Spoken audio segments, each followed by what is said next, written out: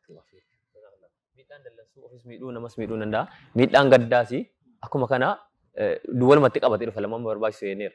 Kanaafuu amma sahaabonni gaafa Nabii Rabbi sallallahu alaihi wasallam du'anu Umar ibn Khattab hatta nama Nabii Rabbi sallallahu alaihi wasallam du'anii jedhe mataanii irraa fuudha jedhee gaafa Abu Bakar Siddiq radiyallahu anhu suuraa kanatti qara'ee jedhu garuu asumaan maal godhanii targaggaahanii dhiisanii waan Abu Bakar Siddiq radiyallahu anhu jedhee Quraana aayaa kana ofitti fudhatanii hojiirra oolchan ta'a.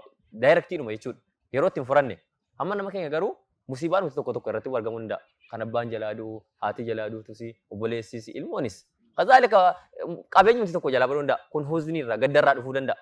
Kan amma namni keenya garuu sabriin kuni duraani. Malee huzni kana akkamitti godhuu qaba namni tokko? Musiibaan adda addaa irratti nu gammada.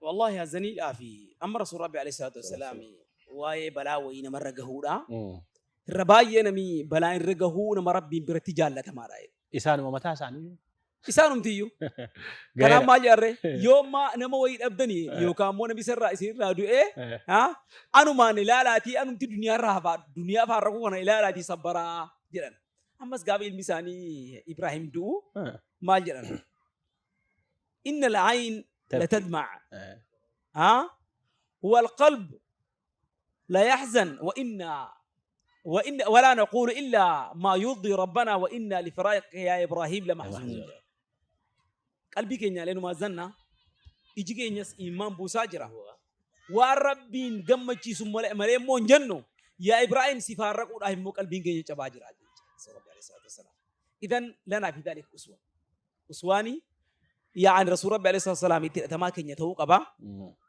والله أكما علموتي أجرا ومما زادني شرفا وتيها وكدت بأخمصي أطأ الثريا دخولي تحت قولك يا عبادي وأن صيرت أحمد لي نبيا أوانا قمت شيزوين أما سمو قمت شورما بردر بيعني أكوانا أرجيرة أجر وين اتفكاتوين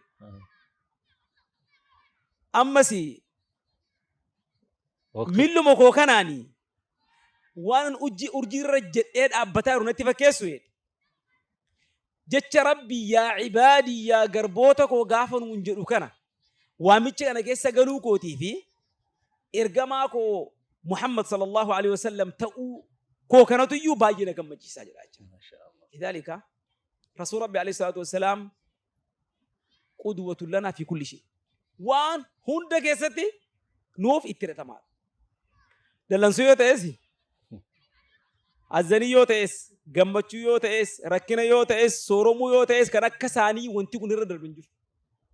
Amma Rasuul Rabbi alayhi salaatu wassalaam miliyaardeera ta'uu isaanii isinii galaa.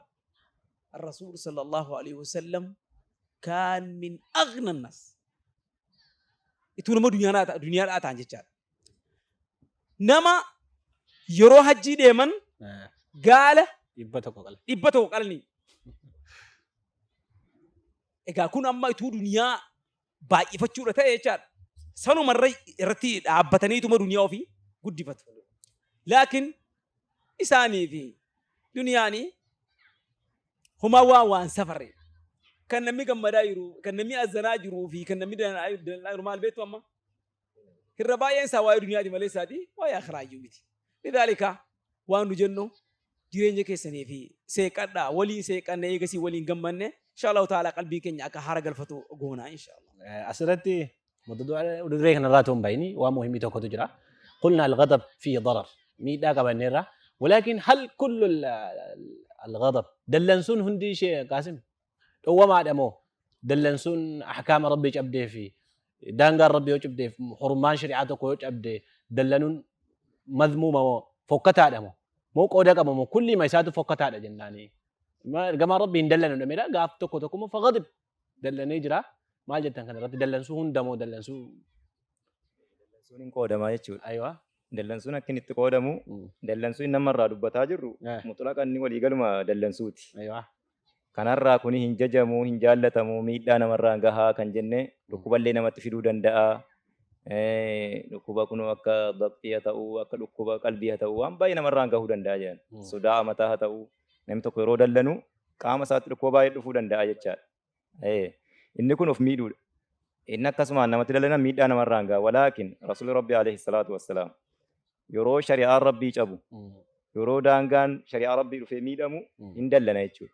Isa kana ergamaan Rabbiin dhiisu. قافة زيدي مو إيه؟ قافة زيدي تلي عرني قافة أتشفع في حد Gaafa inni dhaqee waa'ee harka dubartii sanaa muruu keessa Faatumaa Muuseen dhaqee gaafa inni dubartii ishee maalirraa jedhamti sana harka ishee muruu keessatti dhaqee inni shafaa ta'ee jennaan yeroo jarritti erganii namni kanarratti eenyuun ergamaa Rabbiitti nuu dhaqee jaarsummaa nuu gaafatu akka dubartiin kun ishee makzumiyyaa jedhamti sana dubartii zariin ishee makzumiyyaa jedhamu akka isheen haftu eenyuun nuu gaafatu jennaan Zaydii malee eenyutu iyyuu irratti jannoo maree isatoo jaalallee ergamaa Rabbiiti isatoo ergamaa Rabbiitti dhiheenya qabaa jedhanii Zaydiitti ergan achumaan Zaydiin dhaqee taase dhaqee yaa ergamaa Rabbii dubartii kunii qawmii ishee nuuf haftu jedhaa jiru jedhee taasee jennaan iyyuu ergamaa Rabbii dallane gaafa sanaa jechuudha. Atashfa'u fi haddi min huduudillah.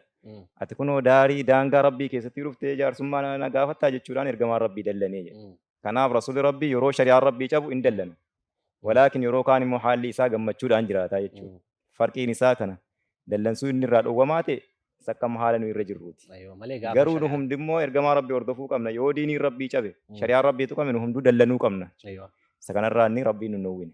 Diinii Rabbiitiif dallanuun diinii Rabbiitti dhaabachuun barbaachisaadha. Kanaafuu gammachuun faayidaa qaba. Dallansuun faayidaa qabu jira. Munkara hin kaaruu fi. Munkara hin kaaruu fi yoo shari'aa Rabbii cabe jibbuun dallanuun kun inuma jiraa jechuudha. Baarakallahu fiika. Kabajamtoota daawwattoota keenya dallansuunii fi gaddi rakkoo inni qabuu fi miidhaa inni qabu dubbataa waliin jirra. Inshaallah nu waliin ta'a boqonnaa gabaabaa booda walitti deebinaa halkaan keenya yookiin sagantaan keenya ittuma fufa.